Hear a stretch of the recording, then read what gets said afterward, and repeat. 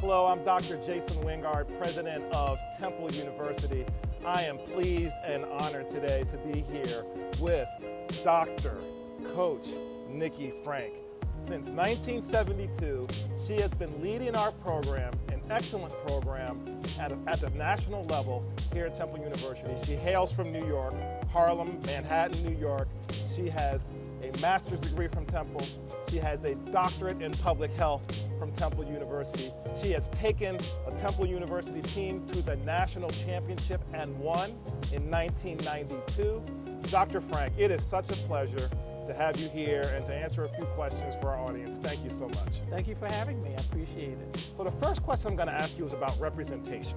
You have been here coaching Temple for 50 years. This is your 50th year. At the time you started as coach, you were the only black female coach in the NCAA in women's fencing, period. 50 years later, there has not been a black female coach in fencing, and there still is not. You are still, 50 years later, the only black coach. My question to you is, does representation matter? And why hasn't there been another black female coach in fencing in 50 years? Representation absolutely matters. It's so important to see people in roles that you can now imagine yourself doing. And so it's, our sport is very male dominated as a whole. Most of the coaches are male coaches. There are very few female coaches, never mind black female coaches. And so especially at the Division I level, you don't see it. But one of the things I'm very proud of our former students, I have probably about 15 former students who are out coaching at different levels, whether it's club or high school, or some are assistant coaches at colleges. So I like to think that I had an influence in them wanting to get into coaching. Both of our assistant coaches are former fencers of mine here at Temple. And so it does matter very, very much. You are a two-time Olympian, 1976 and 1980. And 1980. Tell us a little bit about your experience as an Olympian. I know that contributes to how you coach. I know that contributes to how you recruit. I know that contributes to how you mentor other coaches.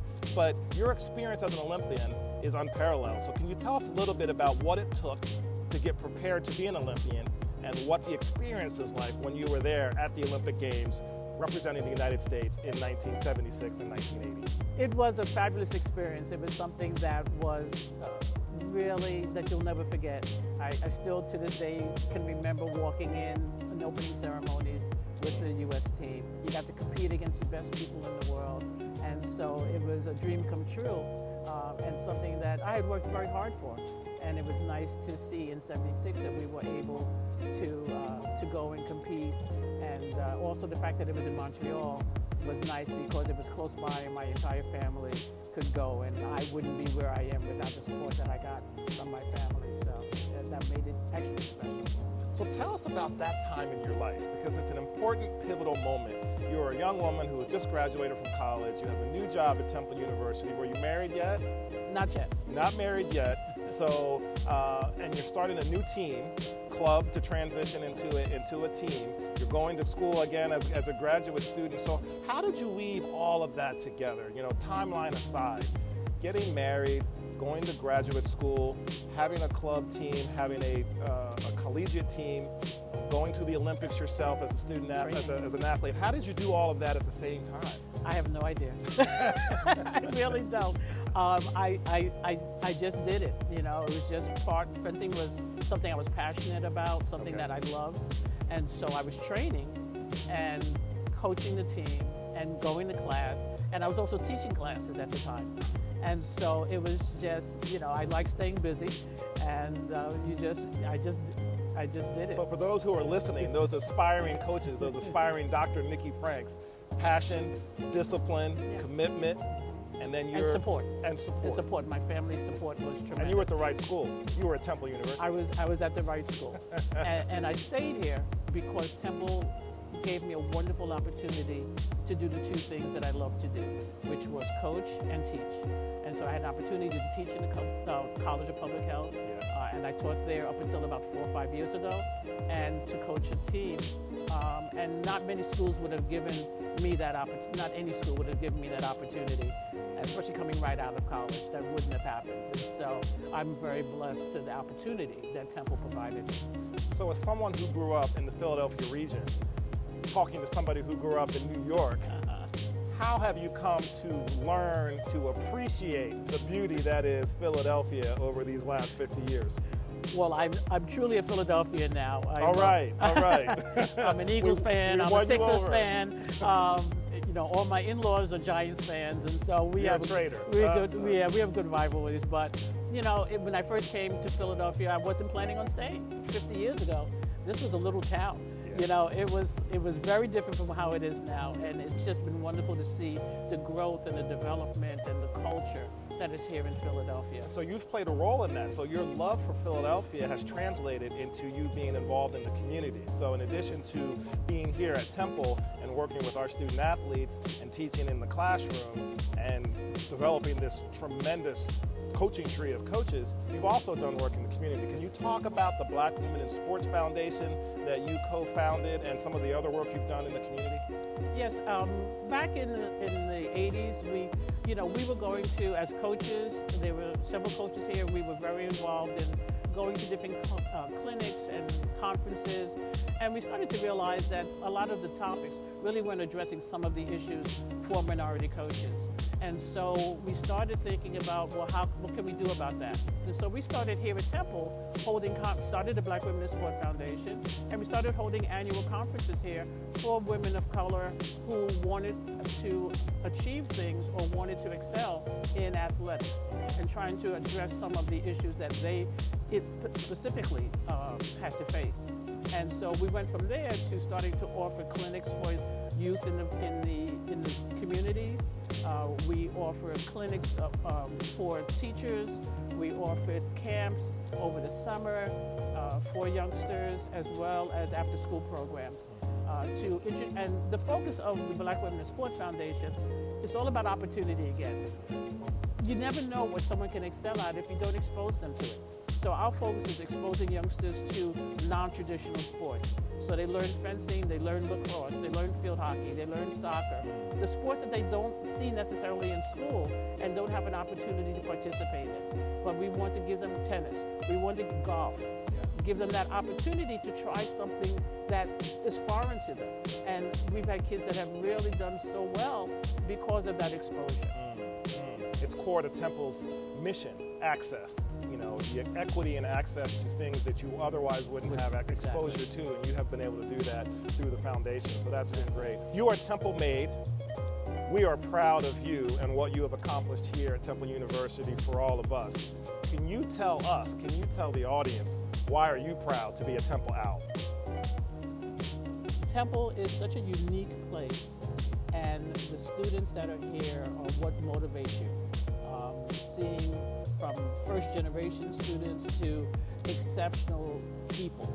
And I think just my interaction with my students, both in my academic world and in my fencing world, has kept me here and has motivated me to really want the best for them. But I definitely think that it's the students that make this such a special place. Young girls of any race, culture, ethnicity, right. What would you express to them about what they need to do to be prepared to be here playing for you? First and foremost, it's about academics, getting the most out of your academics, making sure that you are a strong student so that you can apply to the schools that have fencing programs and want to go. And then it's about finding a program in your area. There are programs all over the country, in every major city and a lot of small cities and towns. And so finding a program where you would feel comfortable and can start to learn the sport. Myself, starting in the senior of high school, that doesn't happen anymore.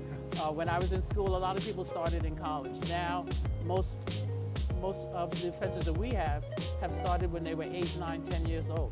And so you're not too old if you're 12, but you want to get started and start, learning the skills and preparing. But first and foremost, it's all about the academics and making sure you're on top of school, and then trying the sport and seeing if it's something that you really enjoy. It's so different from every other sport. And people always say it's a physical game of chess, because you have to not only try to outsmart your opponent, but you have to physically act it out. And so that's what makes it exciting, that one-on-one challenge. I would be remiss if I didn't say, as president of Temple University, that yes, we want to be powerhouses in athletics here at Temple, but first and foremost, we want to prepare students for the future workplace. And so we want them to do well here while they're in class. Your students right now, you just told me, 3.6 GPA collectively as a team, one of the highest here at Temple University. So how is it that you make sure that you recruit students who come here and are prepared to be in a top 10 program in the country consistently, but also maintain as a team a 3.6, a 3.7 GPA level, taking the difficult medicine, law, business classes, engineering? How do you do that? How do you help balance a team that is high achieving academically, high achieving nationally in athletics, and good people and quality representatives of Temple? Well, first we look for good people. Apprentices tend to be very disciplined, and so that really helps in terms of their academics. But you have to create the culture. And we have a culture where you're here, school is first. You're here for your academics. And as I tell them, fencing just makes college a lot more fun. But they're first priority. And so we set the culture, we set the expectation. You go to class, you do everything you're supposed to do. The Resnick Center, we get so much academic support for our athletes, which is fantastic. But it's about the girls really buying into the expectations that we have of them academically, and then them being self-disciplined enough to make sure that they're getting their work done and doing what they need to do. And I think that's probably how I was able to do things that, time management. And we just talk about time management and the importance of that. But, when everyone around you is studying, it's much easier to go study than if people are doing other things. And so it's about that environment that they're part of and that encourages them. And they're competitive, so they want to do well. That's right. We talk about the culture, and I had the privilege when you and your team were inducted into the Temple University Athletics Hall of Fame earlier this year, the 1992 national champions, to talk with them a little bit about Dr. Franke, Coach Franke, because I have been so impressed that the coaches that you have mentored, the student athletes who have come through this program over 50 years, who are now all alumni, the current students, they all love you and they work hard for you. They're prepared for society. They are achieving at the highest level in athletics, but they all attribute that back to you and the culture that you have built and you have formulated here at Temple University. And I know that you're humble, and I know that you don't want to really talk to it and speak to it in the way that we want to advocate for you, but how did you do that? For coaches, for teachers, for student athletes, how have you become such an icon of culture here that has stood the test of time? I'm not sure. Like I said, it's about expectations, and we're very transparent, we're very honest with them when they come here, when we recruit them, what the expectations are, what we want from them, what we feel they can contribute to our program, as well as what we can contribute to them. And, I'm their mother here. We have all these young ladies. I had a daughter who went off to college to play sports, and, I tell parents, we're going to look after your daughter. She's not just here to be an athlete. We care about her as a person. And, and so I probably over-mother them. Some of them say I'm worse than their mothers. But, like I always tell them, my eyes are on you all the time. And, just do the right thing. So a commitment to excellence, a commitment to caring and loving them as people, right? Their family. And then a work ethic that you employ and you expect them to employ to be the best in the classroom athletically. And so I would like to close by saying we couldn't be prouder of what you have accomplished here at Temple University in your 50 years as an Olympian, as a coach, as a mentor, as a mother to your own children as well as to ours. You have achieved more than most have on the international stage, and It's a great testimony for us here at Temple University to be able to reflect and amplify all that you have done. I hope that you're here for 50 more years because what you have done for us academically as a professor, what you have done for us in the community with your foundation, what you have done for us as a coach, as a friend, as a mentor to all of us in our Temple University ecosystem is unparalleled. And so I can't say enough. I can't thank you enough for all who you have touched. Thank you very much. Well, I appreciate that, and I want to thank Temple because, again, without having given me that opportunity, none of this would have been possible. Temple University. Temple made and Temple proud. Temple made, Temple proud. Dr. Coach Nikki Franke, thank you so much. Thank you. Thank you, that was great. Thank you. She's something else. That was great.